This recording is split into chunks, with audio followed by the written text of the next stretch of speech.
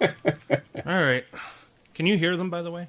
No, Do you can't. hear any chewing or crunching sounds? That's them. Nah, I don't hear anything. I don't hear anything. We're going to talk about cats tonight, actually. Oh, are we? Oh, good. I had a title. A long time ago, I had a title. Because I collect titles for later reference, so I put a title down called Cats Hate Brooms and Other Stories. So, I figured we could talk a little bit of... Well, this could be like a, we'll just shoot the shit. We'll talk about, I got a couple of topics I want to talk about. I found out that there's arsenic in my wine. Arsenic. You believe that? Well, there's arsenic in apple juice, too. What It depends on how much arsenic there is in there. There are acceptable levels of arsenic in everything, but this was a little bit more than acceptable. And you made this wine? Or No, I get this wine. It comes in a box. It's a Merlot, and it's a nice, smooth Merlot. Not too fruity, not too dry, right? That's how I like it. I like the wine a little in the box. arsenic-y. That's the way you like it. They give you a lot of wine. It's like it lasts most of the week for me anyway. And I looked at the box, and it says on the side, smaller carbon footprint, less packaging, fresh taste.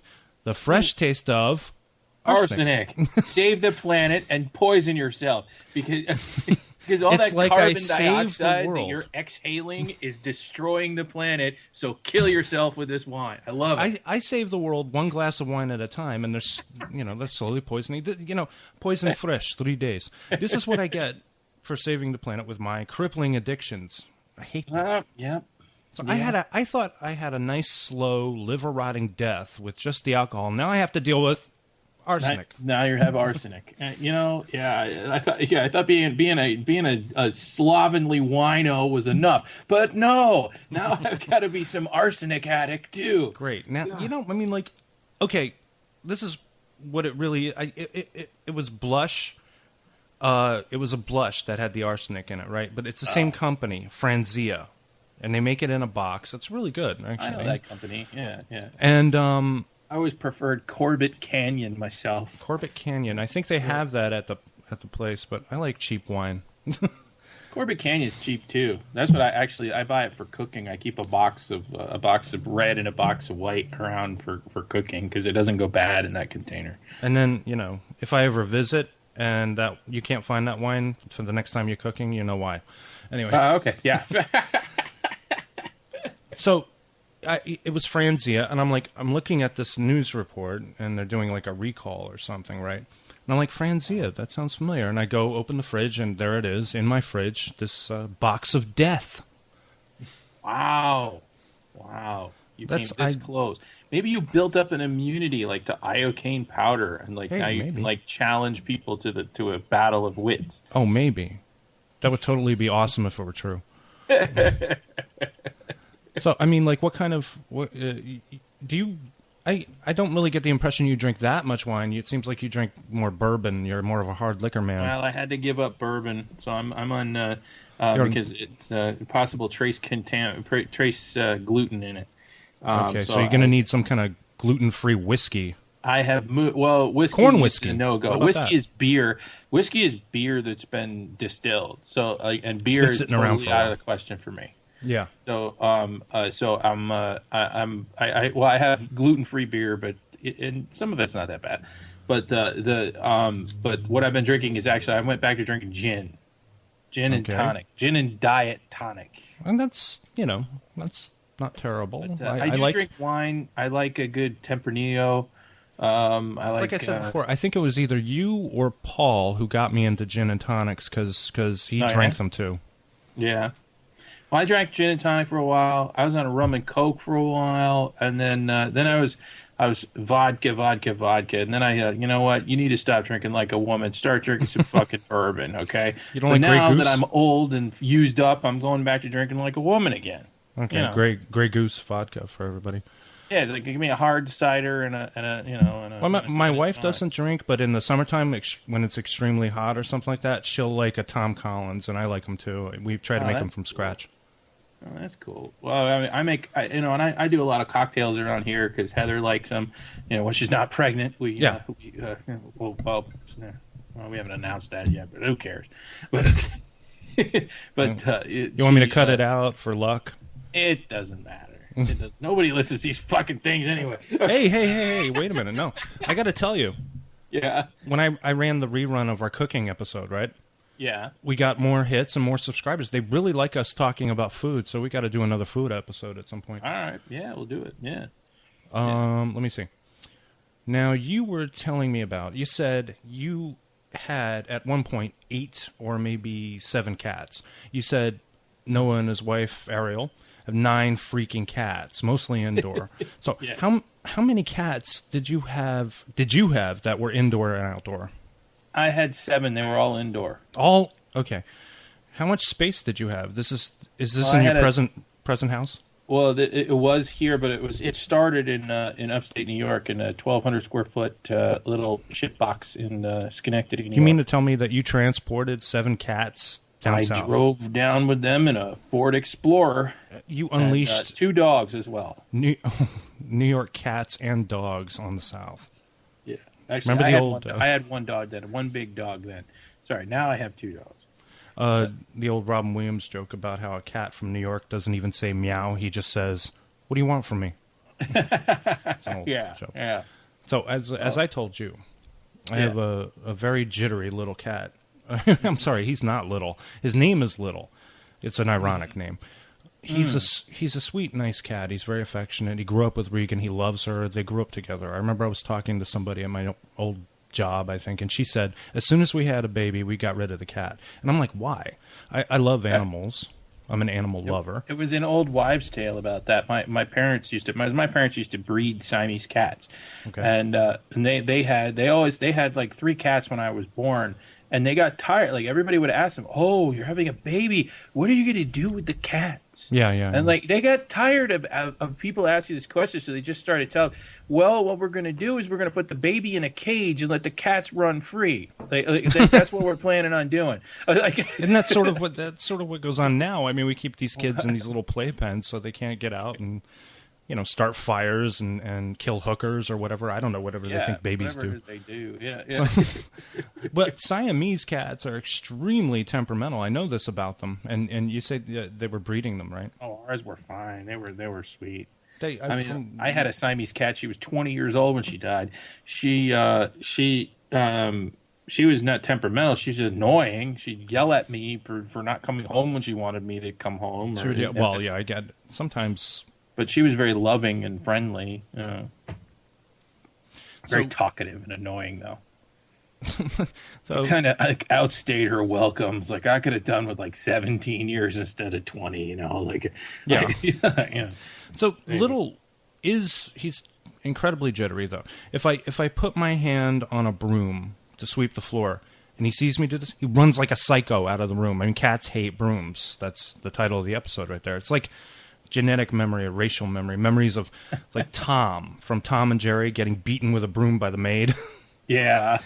So how many of your cats are like that? Do they run scatter whenever anything happens, a loud noise? Mine are friendly. They're like dogs. I raised them that way. They're very, very friendly, always coming and seeing what's going on, and you want them to go away, you got to really work at it because they're up in your shit all the time. That's the way I know they that are. in the middle of the night, I'm working on something. Siren likes to sit on the chair right across from me under the table here. She gets up every so often, and she starts demanding treats and stuff like that.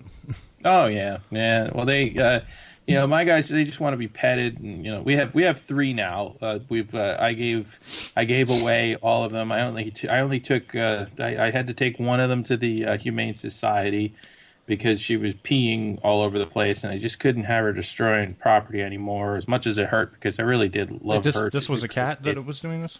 Yeah, I know. Very it was, rare yeah, that it was my last child. I had to get rid of my last child. It was peeing everywhere. I mean, we just can't have that. That just seems like a dog thing to do. The dogs go around and make all kinds of. No, cats pee around too, man. No, you know what? My cats throw up. I mean, my God, you'll wake up and there's like pools of vomit. I'm like, what the hell? God, wait till when you have like 7 cats, dude.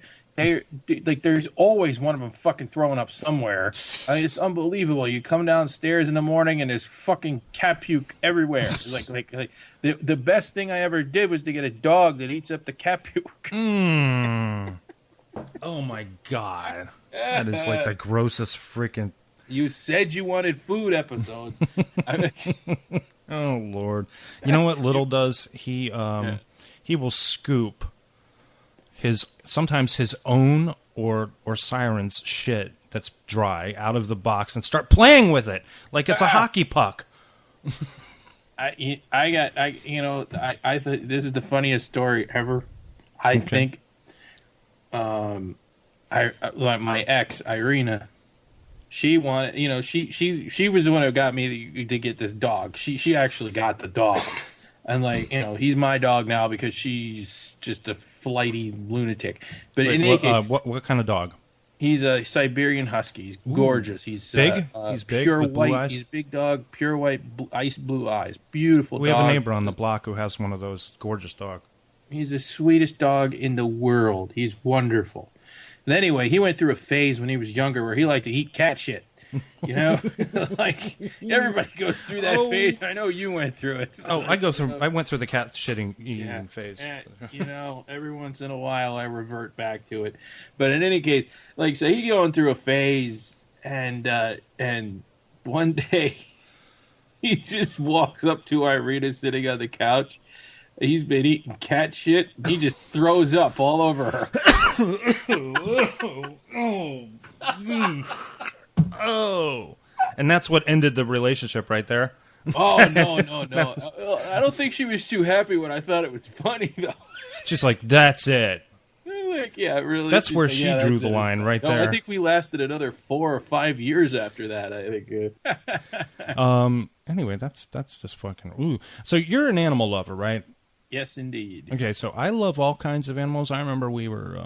looking at a news report about a guy who kept an alligator as a pet, and I said to my wife, I want an alligator. He can live in the bathtub. She's like, no. Conversation ends. So you love animals. You have cats and dogs now. I do. We've decided that once one of our dogs dies, we're getting a wallaby. We want a wallaby. Okay, now, what is a wallaby? It's a small kangaroo. Okay. And you're going to keep it there. And they are actually friendly pets. We can give him a little pen outside that he can hang out in, but they're mostly indoor, and they're very loving. And especially if you bring them up from babies and bottle feed them and stuff, they will follow you everywhere and think of you as mommy.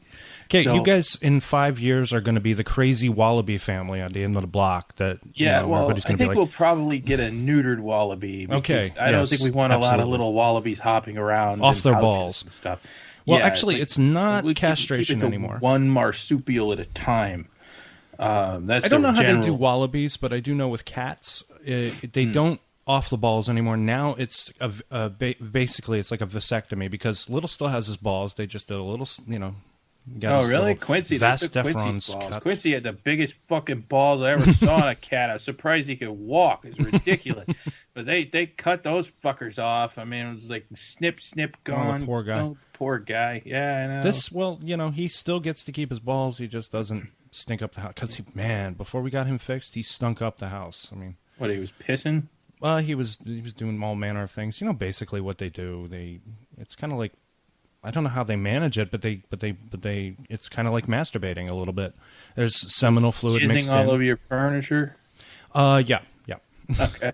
And, just in the basement and everything. And I found this great stuff that actually gets rid of that scent. You find his stash of porno magazines in the basement. Kitty porn. He's got issues of Cat Fancy down there with the center. God, now we've been flagged by the FBI. They're going to be watching us. Anyway. Yeah, right. Yeah. So, I told you before we were contemplating getting a dog. We were looking at beagles. We want a beagle. We even tried to adopt, and this is a very, very frustrating process. Every time we tried to adopt, we got the runaround. They take your information. They do a reference check. My God. And you never hear back from them. And we tried to adopt a cat one time from North Shore Animal League, I think, out in Long Island. We picked a cat, gave them our information. They kept us waiting for like 2 hours. I go up to the desk. They tell me nobody has been answering the phone for their reference check, so we leave. They kept us waiting there for like 2 hours. They fuck you at the dog pound. So the next time was upstate, Putnam Humane Society. They had a beagle. and we wanted it. We filled out the information, and they let you take the dog for a walk, which we did because they want you to get used to the dog. They want the dog to see whether or not the dog likes you or something. So we were told the dog was previously adopted and then returned or taken back. I'm not sure which. So we go home thinking, okay, we've done everything right. We gave them all the phone numbers, all the references. My father-in-law is the treasurer of the Southeastern Michigan English Setters Society. He owns English Setters. He breeds them. There's a whole society of those? They have a society, like yeah, and he's one? the treasurer. It's a group. They take their dogs to various places. They tour them. They put them on show. They educate the public about dogs. They do a lot of good things when it comes to that, right? Cool. So I figured we have this connection. We are like at the top of the list, but they never called us back. They never did, and I was like wondering, are we on a blacklist or something? I've never mistreated or abused any animals. I tried to nurse some little birds back to health one time. Yeah, you must have done that wrong, and they must have heard about it. This was after, I think. So we're no more trying to adopt for us. We're done. Oh, you're done? Yeah, I'm not going through that process. You're gonna conceive naturally or nothing. It's going to be a pet store or I'm going to look for a breeder. Believe it or not, we got Zach, our husky, at a pet store, which is like not generally not something I do. It's just like we were walking through there and it just happened. Next thing you know, we're walking home with a puppy. That's what's great. You go to a store, you plunk down some cash, give me that dog. You buy this puppy. What does he taste like? Yeah, what's he taste like? Do you What's think the texture? he'll be good with peanut sauce? Is he good in soup? Anyway, how much was orange sauce? Did Zach cost you? He was like $1,500. Holy Jesus ass! I know, it's fucking ducats, man. Well, the guy at the pet store said, "I get you a beagle for $800." Okay. That I wanted to go with a beagle because they're medium-sized dogs. I don't want to get a big dog for this little apartment. They're very good with cats if you raise them from puppies, and they're very good with children.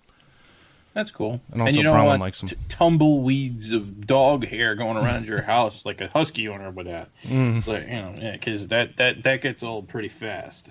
Oh my goodness, I can't imagine. He probably. How much is he shedding like in the winter? Well, he goes through two sheds, full sheds a year. So it's all at once, really. So if you take him, it's really like 3 weeks of hell. Every two times a year, okay. And it has to go for at least 2 weeks before you can get it all off, and then you could either take him to the groomer or go through the work of brushing him yourself. It's not that big a deal. But in my old house, when we didn't when I was with Irina and we didn't really do anything like that, like we just kind of just let it go. That house had fucking dog hair everywhere. It was ridiculous. Oh. It's terrible here too. I mean, I have to vacuum this rug, and all this hair comes up from nowhere. I got the two cats, me and my wife and daughter, and I guess we're just big hairy monsters because there's just hair everywhere. You got to get that Dyson vacuum cleaner, the one for pet owners. Isn't that like $600? I got it for $3. How about you ship it up here? Okay, I'll pay you a rental fee and ship it up here. I tell you, it's awesome. I love that thing. It's broken a few times, but I can always open it up and fix it. It's real straightforward inside. Like I had a cleaning lady bust it once, and I just cracked it open and went to town on it. It took me 15 minutes to fix it again. Right. So I love it. If I can keep it going, a piece of equipment like that, that's my favorite thing ever. I have a $30, not even a $30, like Eureka electric broom with a bag. I got one of those for half. She wanted one, and it clogs like crazy. I have to clean it out. I didn't even think it would last. No, they don't suck. That's the problem. Yeah. I remember when we were at the video store. I remember Steve Jones, our old friend. He worked with us, and he was he was the vacuum cleaner because we had to vacuum. He had indoor outdoor carpet anyway. The vacuum cleaner was broken and he fixed it, and I was asking him, I said, "So Steve, is it sucking now?" And he says this vacuum is sucking up dirt like a nun sucks up Christ on Easter Sunday.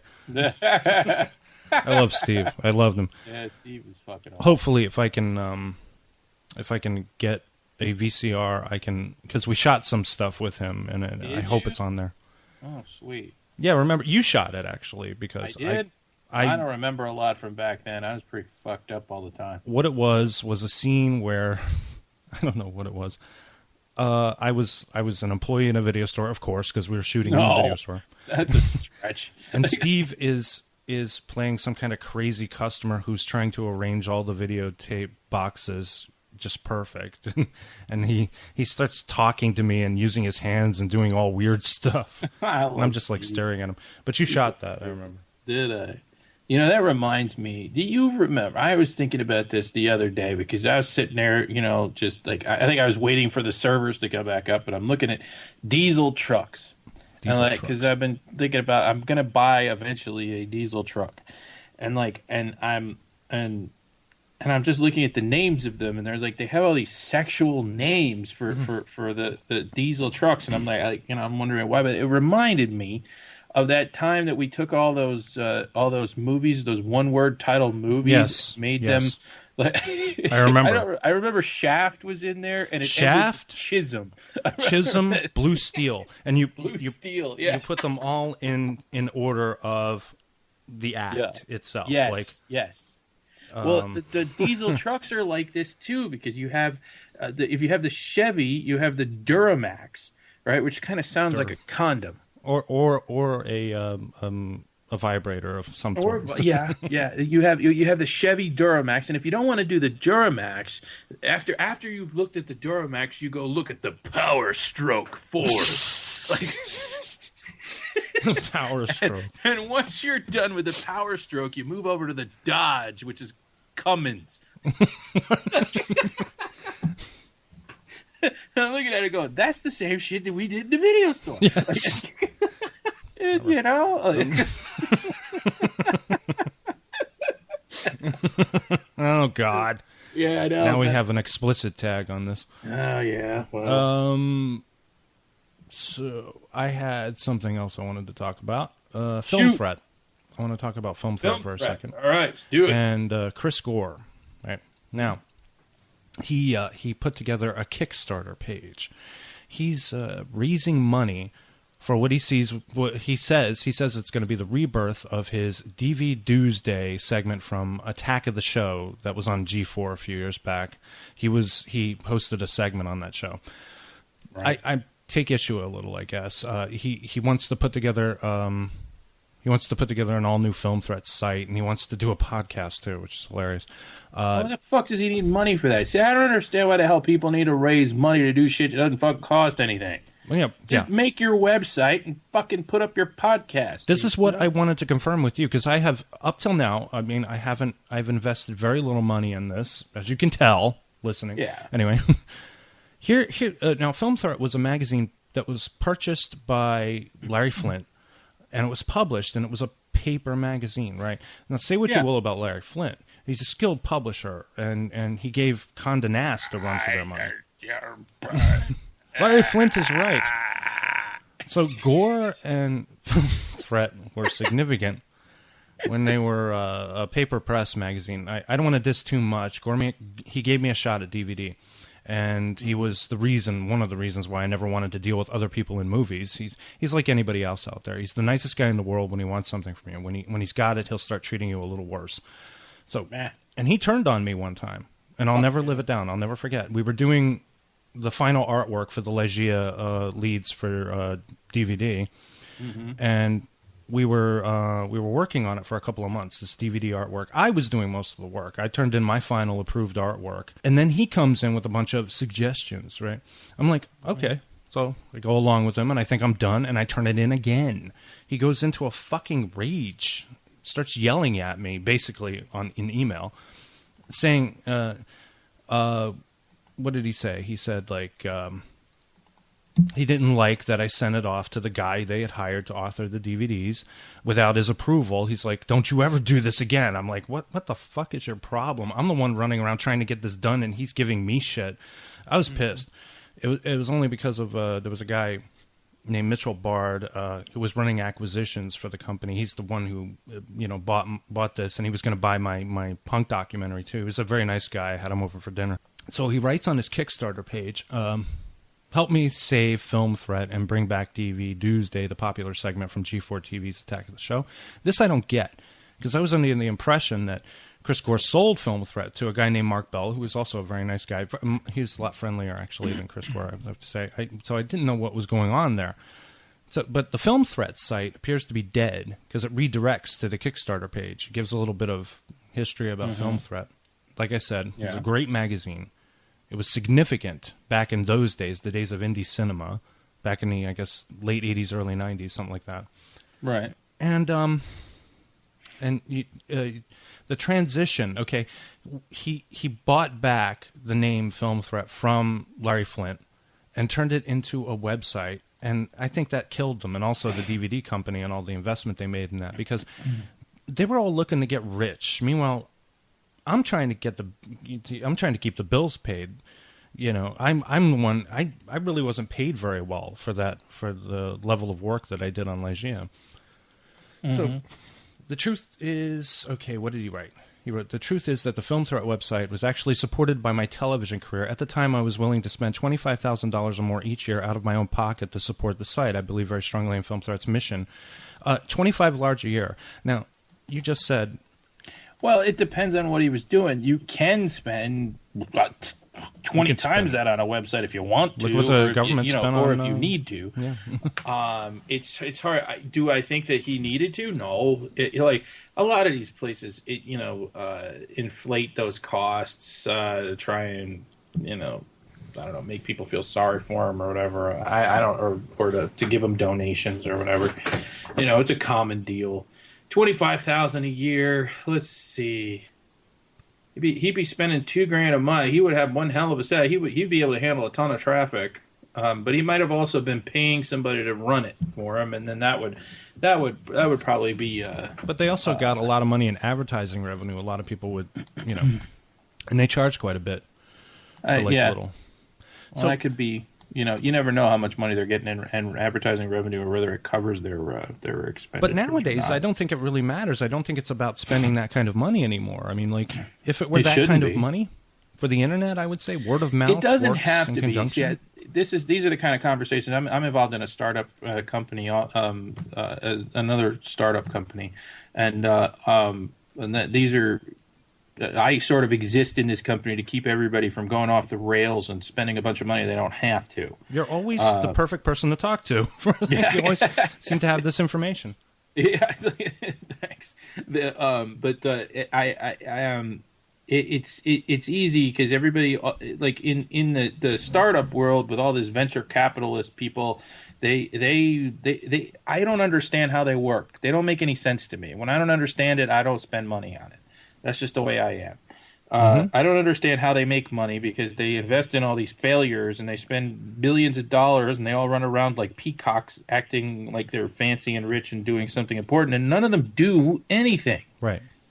And that's what I've been, the company I'm involved in has a fantastic product and a fantastic future, and it doesn't need to spend any money on anything. It doesn't need to go out and raise $5 million to sit back and do nothing. It can just, all you need to do is pay for the minimum stuff that you need to do and let the money come in organically. And then you don't have any debt and you've got a viable business that you can build on for the future. I don't know why. Now, why did I get off on this tangent? We were talking about 25 large a year to run a website. Yeah.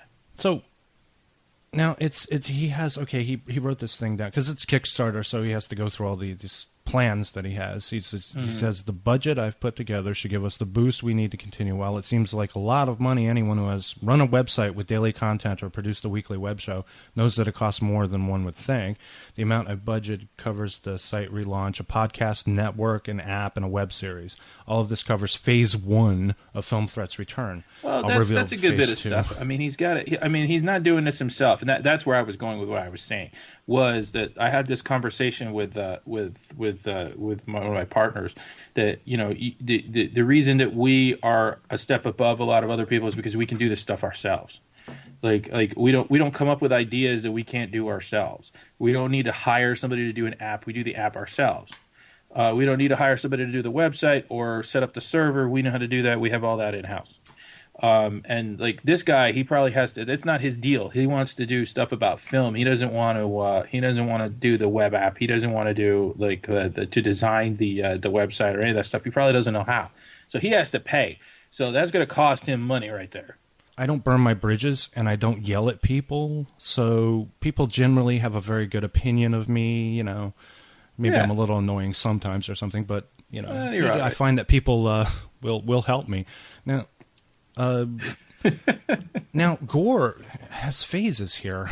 It sounds like he's going to live on the Kickstarter money. Like, support your starving artists. What do you think about that? Well, that's the new trend these days, is like to go and promise some shit at Kickstarter that's completely fucking impossible and then run away with $100,000 or $200,000 because nobody ever thought of that before. You know, and it's been going on quite a bit. Yeah. Unfortunate. This is about phases and undisclosed failure. I mean, this doesn't wash with me. I mean, it sounds like that Film Threat is all but a failure, but it's not. I still have print magazines. You loaned me a couple of Film Threats. I still have them, actually. God, I used to buy print magazines.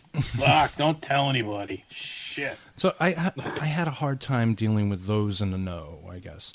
They have to sit you down and say, Dave, you understand the game. I don't want to understand this game, money. The game of money, pumping money into projects and trying to generate enthusiasm doesn't wash with me because for no money, I put up the BlissVille podcast site. I have a loyal audience already, and it hasn't even been a year. And basically, it just spreads with a little word of mouth, and that's how you do it.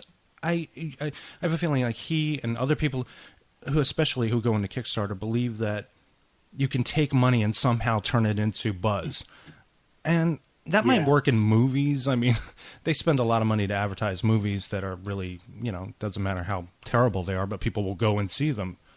Mm-hmm. But with this, this is more about trying to generate a word-of-mouth thing, and you can't really do that. All the money in the world isn't going to get you that level of respect, but it works to a certain extent. You can buy, respect and buy fame to a certain. I think his biggest mistake was eliminating the print magazine.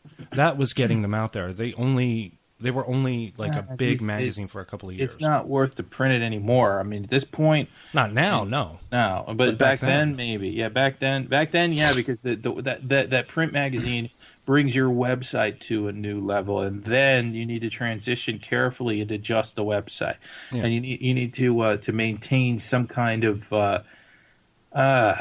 I'm just trying to think of how to monetize this website.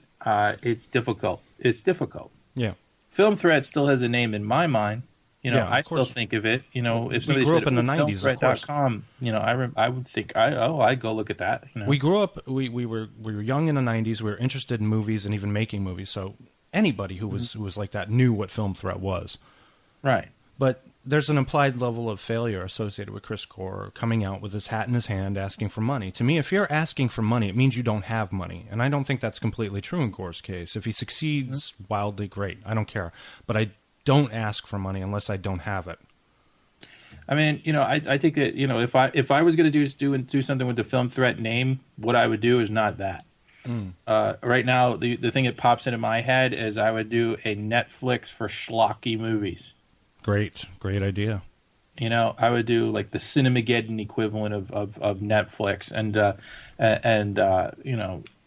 build something out of that. He might be thinking of that, and if I get a call from him, I don't know what he's going to be like. We want to put like Legia on Netflix or something in association with a Film Threat Netflix channel. I don't know. I think you could get Legia. You need to look at your contracts, because I think you should be getting like a Legia on Netflix yourself. I think that the contract. I'm not sure. I'm going to take a look because I know where all my stuff is, all my legal stuff. I think I get the movie back after 5 years from its original run. It's been 5 years. It's been 5 years, and I still have a box of Legia DVDs. Well, I think that we should digitalize that motherfucker. We should form a releasing company and start getting that shit on Netflix, and then work with that one first, because that one's had a real release already. Yeah. And then let's get the rest of them on fucking Netflix. Yeah. The thing sold. I mean, it was one of their top sellers. It was actually... people will watch it. You know, you're not going to make a mint off it, but you make something. I was thinking about when I worked at Blockbuster and I had this boss there, and you know, I was thinking about it, and I was getting pissed off like 3 days ago thinking about this guy. I just do. I mean, there are fucking assholes. Like, you know, I was thinking about Lulu, and I got really fucking angry. Yeah, I can still get fucking angry thinking about Lulu. No, I really can't. I don't care about Lulu. I ran into Lulu a few years after over at what you did at a bar somewhere. Get out of here. Really? All right. Yeah. Oh, God. I don't ever want to see that woman again. I can't imagine how fugly she is now. Like, holy fuck. I will say, though, for a woman of advanced years, she had a nice body. But anyway. I wasn't looking. She freaked me out, man. Can I tell you something? Scared. I think, I'm not quite sure, because I was a young man at the time, and she was an older woman, but I swear to God, she came on to me once. Ew.